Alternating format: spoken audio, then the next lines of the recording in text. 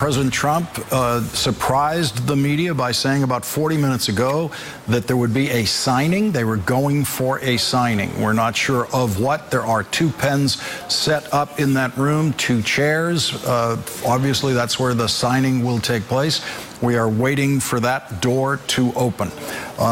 We are joined now by Mike Murphy, a Republican strategist who has advised both Mitt Romney's and Senator John McCain's presidential campaigns. Also with us, Jason Johnson, politics editor at TheRoot.com. And Mike, I can think of a lot of Republicans, including every Republican who was in that room with the North Koreans tonight, who would be criticizing any Democratic president who would be having this meeting on this day under these conditions. Yeah, I tweeted earlier tonight that heads would be exploding. I mean, we have had a bipartisan policy for a long time with the North Koreans not to give them what they want, which is a bilateral summit with an American president without major concessions. Instead, we gave them everything they want, and now we'll probably get a statement of bromide saying lunch was delicious. And you know, I hate to be a cynic, but my guess is the media will call this some kind of big win because the tone of the thing will be friendly, and they'll say that we've gone from the brink of war in the Korean Peninsula, which wasn't true, to some new halcyon era of peace. But, you know, talk is cheap, particularly in geopolitics, and we'll see what happens here. I think this thing was more about politics, where the president wanted the pageantry of a summit for his bad polling numbers at home, and Kim wants to show the regime that he can get the sanctions lightened up and get legitimacy. So far, the art of the deal here is by Kim Jong-un. Jason Johnson, your reaction to what we've seen tonight? You've got 2 pathological liars with very few opportunities to determine if anything gets accomplished. You can't trust anything out of Kim Jong-un. I mean, you know, they have state-sponsored media. We don't know what's actually been discussed. We can very seldom trust anything that comes out of Donald Trump's mouth. So, you know, my only hope going forward is this. There are 2 different things that could happen here. Hopefully, if denuclearization occurs, I think that's highly unlikely. That would be an amazing accomplishment by the president. Or some move towards cessation of hostilities with North and South Korea. That was accomplished. That will be a great accomplishment. But I don't see any reason to believe why any of those things will actually occur.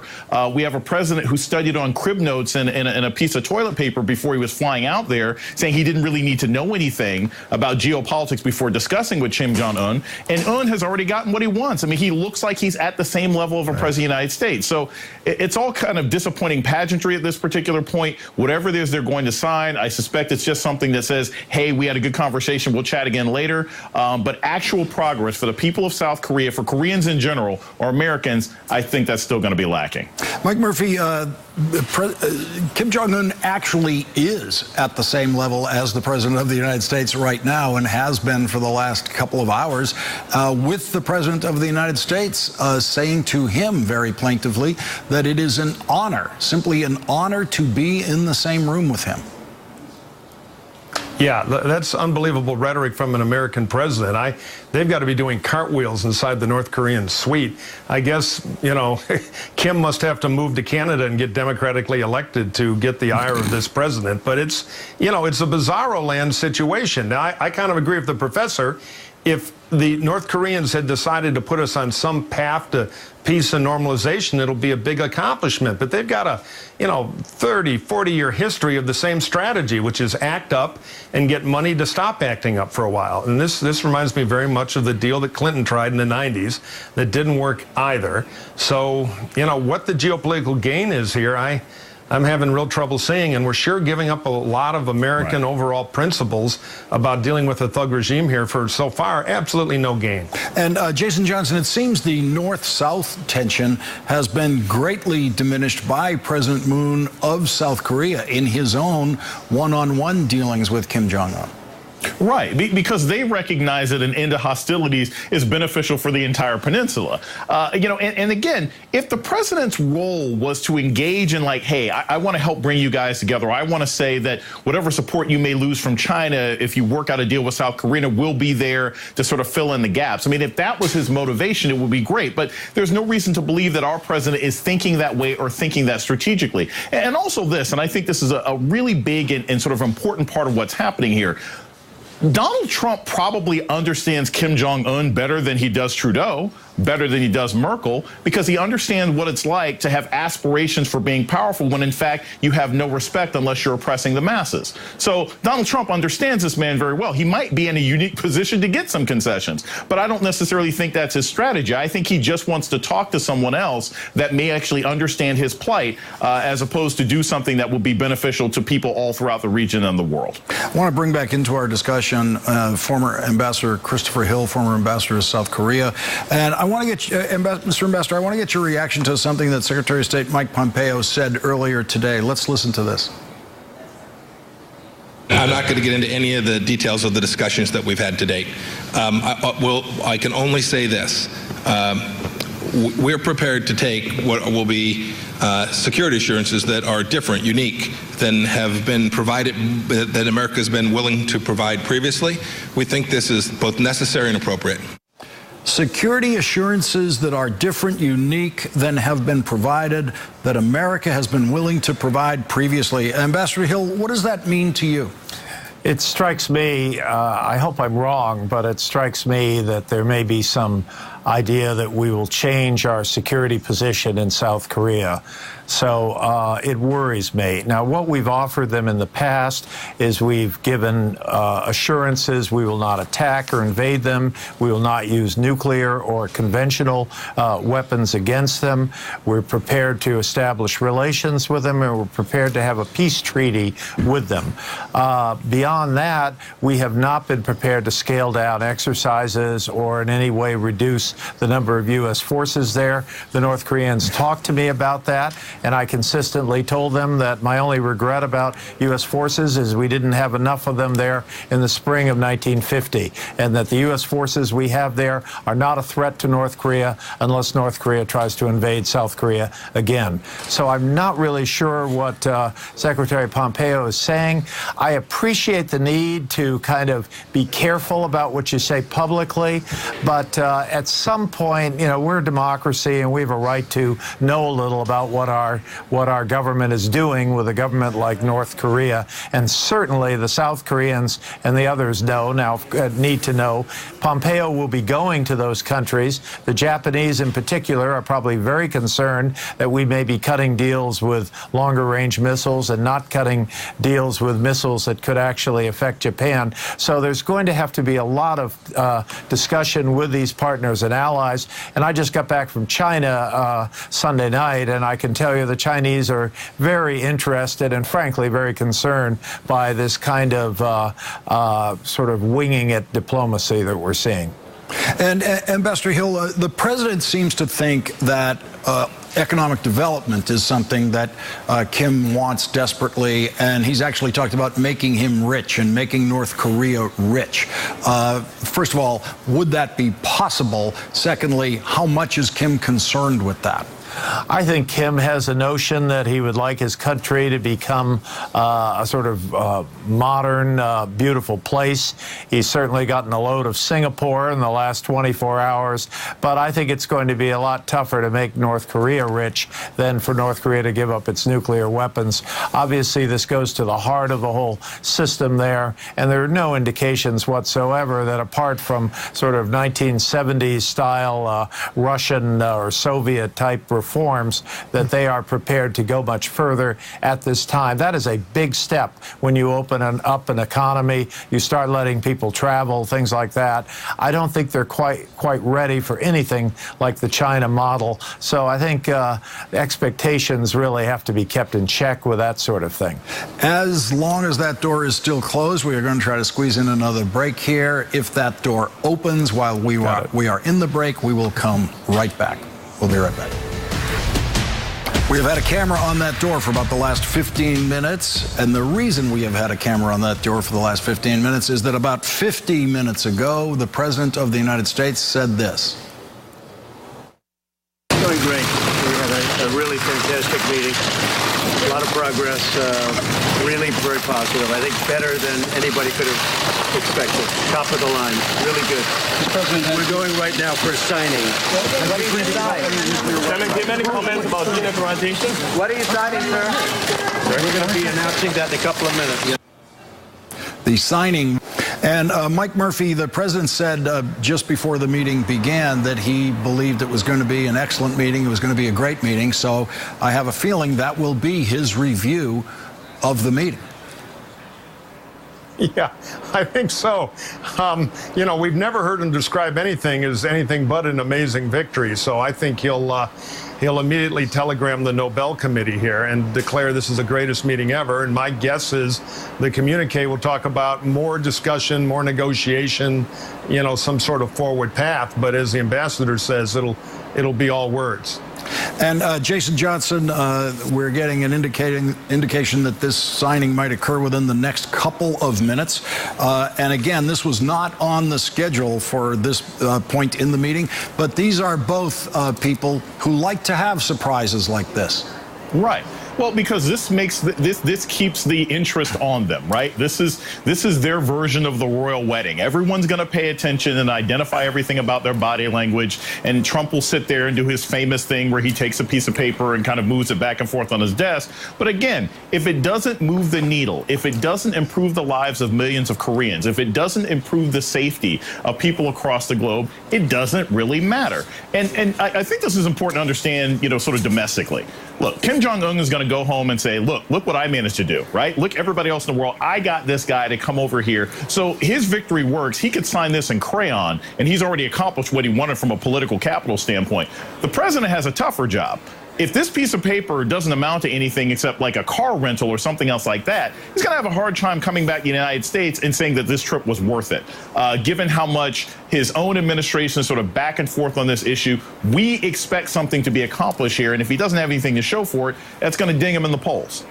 Ambassador Chris Hill, what would just set the stage for us on what the normal procedure would be on a signing like this? These men presumably will come into this room. They will sign something. What would be the normal procedure about revealing publicly what it is they're signing and exactly what's in it? Well, first of all, you would announce it as part of the schedule.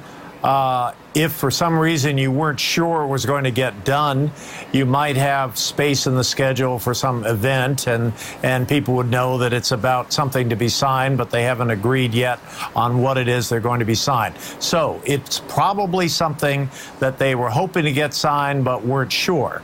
So they apparently have something, and I suspect it's some sort of schedule going forward as to next steps in this process, so that the president can show that this is an ongoing process that will lead to success in, say, 2020.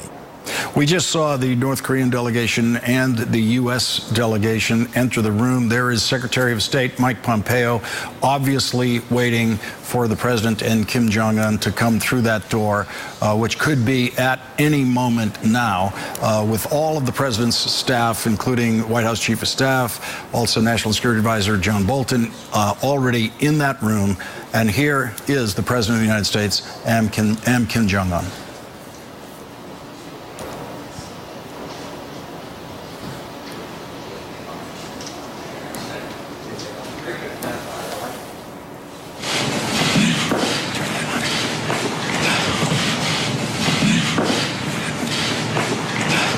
So we're signing a very important document, a pretty comprehensive document, and we've had a really great term together, a great relationship. I'll be giving a news conference at 2:30, which is in a little bit less than 2 hours, and we'll discuss this at great length. In the meantime, I believe that they'll be handing it out on behalf of Chairman Kim and myself. And we're both very honored to sign the document. Thank you. 네, 우리가 매우 중요한 문서에 서명을 하게 될 것입니다. 이 문서는 굉장히 포괄적인 문서이고 오늘 굉장히 좋은 아주 훌륭한 회담을 가졌고 또 아주 좋은 관계를 구축하였습니다. 2시 반, 즉 다시 말해서 약 2시간 후에 나는 기자회견을 할 예정입니다. 거기서 좀 더 자세하게 말씀을 드리겠습니다만은 일단 그 와중에 그동안에는 발표문이 기자들에게 배포될 것으로 알고 있습니다. 감사합니다. Would you like to say something to the press? 우리는 오늘 역사적인 이 만남에서 지난 과거를 덮고 새로운 출발을 알리는 그 역사적인 문건에 서명을 하게 됩니다. We had a historic meeting and decided to leave the past behind, and we are about to sign a historic document. 세상은 아마 중대한 변화를 보게 될 것입니다. The world will see a major change. 오늘과 같은 이런 자리를 위해서 노력해 주신 트럼프 대통령께 사의를 표합니다. I would like to express my gratitude to President Trump to make this meeting happen. 감사합니다. Thank you. Thank you very much.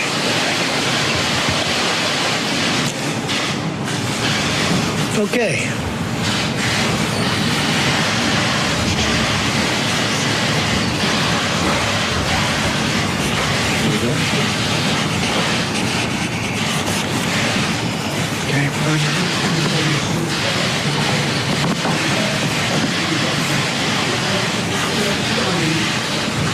Mr. President, did he agree to denuclearize further? We're starting that process very quickly.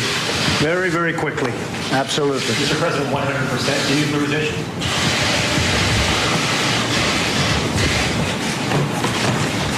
Did you talk about auto-warm beer, sir?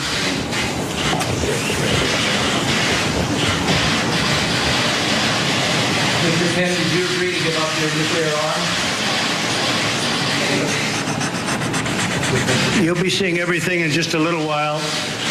The letter that we're signing is very comprehensive, and I think both sides are going to be very impressed with the result. A lot of goodwill went into this, a lot of work, a lot of preparation. I want to thank everybody on both sides, Secretary Pompeo and all of his counterparts. They were absolutely fantastic. 네, 조금 후에 우리가 서명한 발표문의 내용에 대해서 곧 알게 될 것입니다. 아까도 얘기했습니다마는 매우 포괄적인 그러한 문서이고 양측이 그 결과에 대해서 굉장히 만족할 만한 결과입니다. 이 문서를 서명하고 또 이러한 그 만남을 갖기 위해서 많은 사람들이 전의를 가지고 노력했고 또 많은 준비 작업이 있었습니다. 그 양측의 그러한 작업을 해주신 분들에 대해서 감사드립니다. 거기에는 폼페오 장관뿐만 아니라 조선 측의 그러한 여러 참여자분들에게 감사드립니다.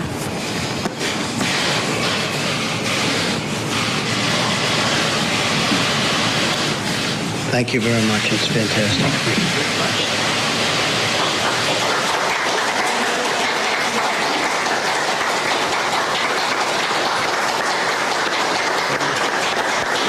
Thank you very much, everybody. We'll see you a little bit later.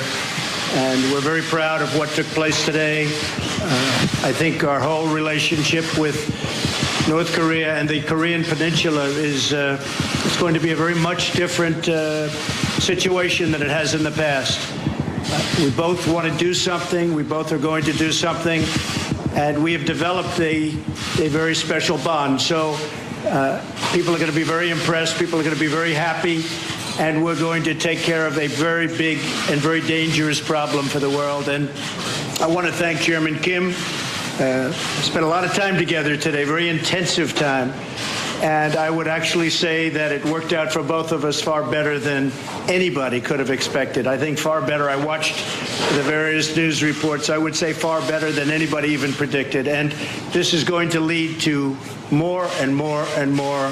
And it's an honor to be with you. Very great honor. Thank you. Thank you to all of your representatives very much.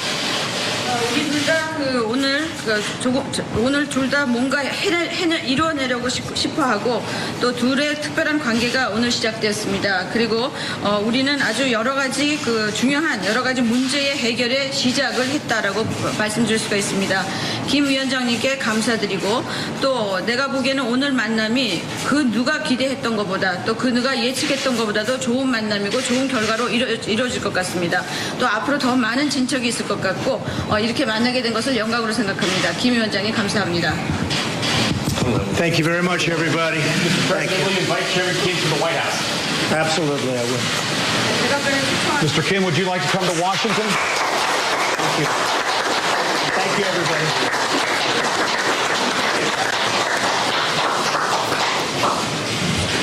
And that is the signing that the president promised about 1 hour ago. We still have no idea what has just been signed by both the president and the North Korean dictator. I want to go to former ambassador to South Korea, former Ambassador Christopher Hill. Ambassador Hill, what do you think has to be in that document, which the president called a comprehensive document? Kim called it a historic document. And what constitutes a comprehensive document in this situation? I want to go to former Ambassador Michael McFaul on that. Well, Lawrence, we don't know what's in the document, like you said. President Obama, when he first met with President Medvedev in Moscow in 2009, they signed a joint understanding for the parameters for how to negotiate the New START treaty. And in that document were very concrete goals that both sides agreed to that later became a treaty that was then ratified by both governments. So I hope we'll see something similar in this document that's been signed. Obviously, we have to wait and see it once they release it. Mike Murphy, we heard the president refer to it as a start. So surely that sounds like something that's going to have a lot of promises attached to it, both by the dictator of North Korea and by the president of the United States. Yeah, I think it'll be an agreement to talk about more talking. That said, the thing I'll be looking for, unless there's some huge home run here, which I'm very dubious of because I don't think the regime will ever give up their nukes, but will it mention sanction relief?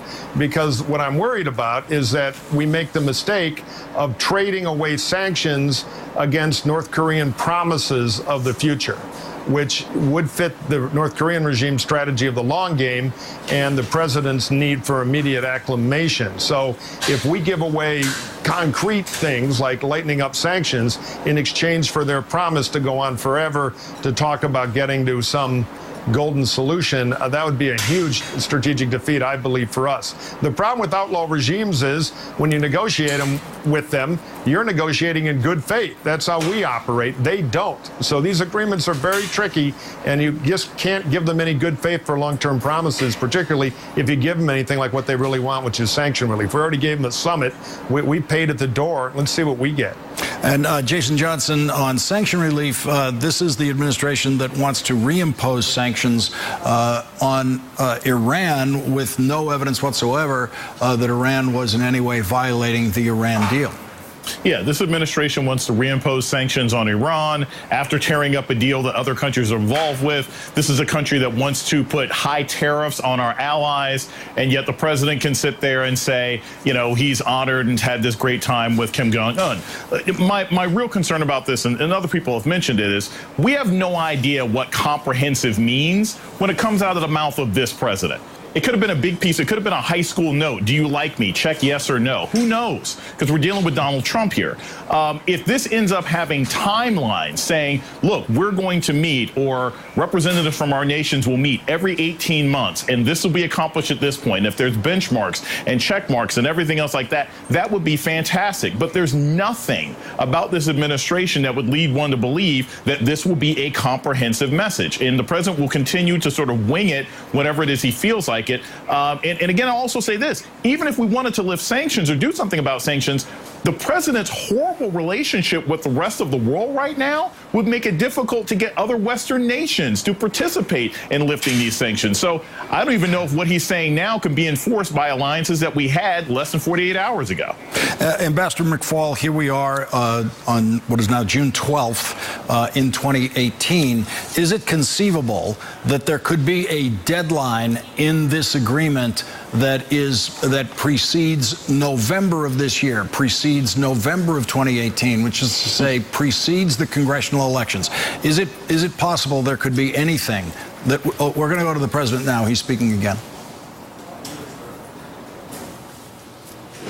Great personality, and we had a terrific day, and we learned a lot about each other and about our countries. What did you learn about him?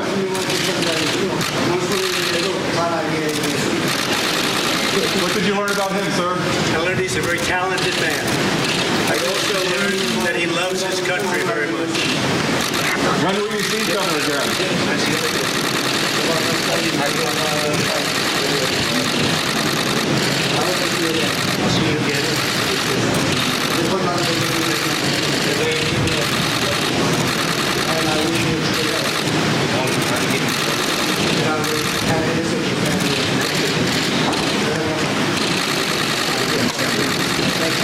Will you be meeting again, sir? We'll meet many times. Thank you very much, everybody.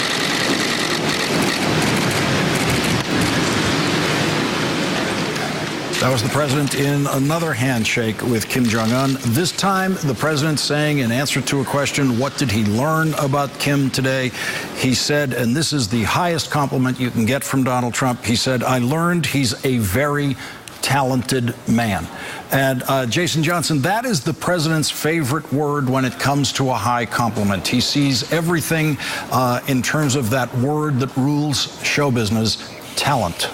Oh, yes, talent, performing. A lot of people don't know this. I was waiting for him to actually say, a lot of people don't know this. Kim plays the piano or something like that. I mean, but again, you know, this is what I was saying before about this may be a president uniquely suited to speak to Kim Jong-un because they both understand the power of flattery, because they're both grotesquely insecure men despite having a tremendous amount of control domestically. Now, again, I also think he sort of told on himself here with this second set of questions and these awkward handshakes they're doing in the hallway. He said we're going to meet many times. That's probably the deal. That's probably what they signed, that they're going to have future meetings. If those meetings accomplish anything, I don't know. Is Dennis Rodman going to be there? Is Pompeo going to be there? But they probably just agreed that they're going to have future meetings. And Trump will continue to say that Kim is talented, and Kim will say things about him back home, and both of them will feel like they accomplished something when, in fact, nothing has really changed.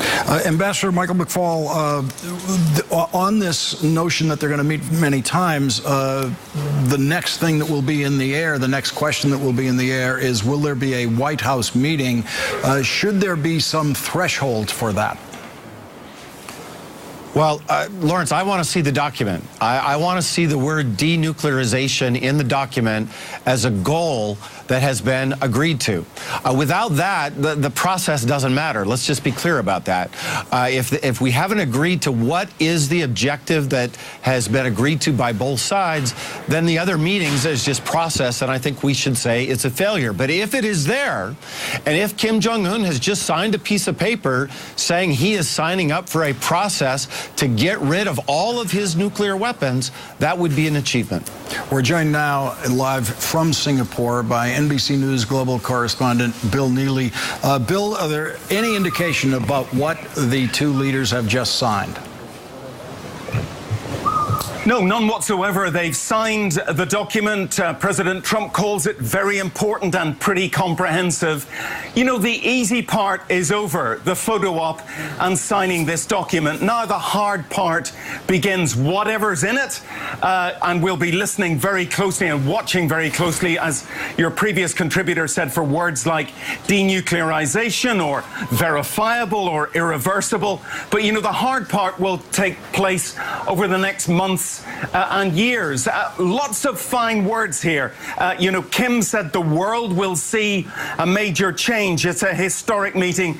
We're determined to leave the past behind. But we've heard fine words from the North Koreans before. I mean, they've signed agreements before. 1994 chiefly, but also in the 2000s. Agreements to shut down a nuclear reactor, agreements to freeze work on nuclear weapons and tests, even signing the Nuclear Non-Proliferation Treaty. 1994, big agreement, and then we discovered in 2002 that they had been cheating all along. Kim is playing the long game here. Here's a guy who wants to be in power for 20, 30, 40 years. He knows President Trump will only be in power for 3 years or 7 years. The skeptics would say he's just trying to wait the United States out. Now, whether that's true or not, we still, again, going back to what I said, we don't know what's in this agreement. Yes, the optics are great, and this will go down very, very well in North Korea, because here is the leader of the U.S. and North Korea on equal status. Look at the flags behind the two leaders. 6 North Korean flags, 6 American flags. The numbers of officials matching exactly on each side. aside, in North Korean terms, this is their leader, not just being treated as a normal leader, but being treated as an equal to the most powerful man on the planet. This will go down well in North Korea. But going back to your first question, what's in it? We'll possibly find out when we hear from President Trump at a news conference here in a few hours' time. Lawrence? Ambassador McFaul, the president we've seen tonight is a president who's treating the dictator of North Korea with more respect than we have seen him give any other head of state. Yeah, I don't like the photo op, just to be clear. I'm glad it plays well in North Korea. It doesn't play well here in Palo Alto with me. There's no reason you have to use that language to sign that deal. And again, we're waiting to see what it is, right? That will tell a lot of things. But you don't need to call him your best friend to sign a deal about nuclear weapons. I want to thank all of our guests.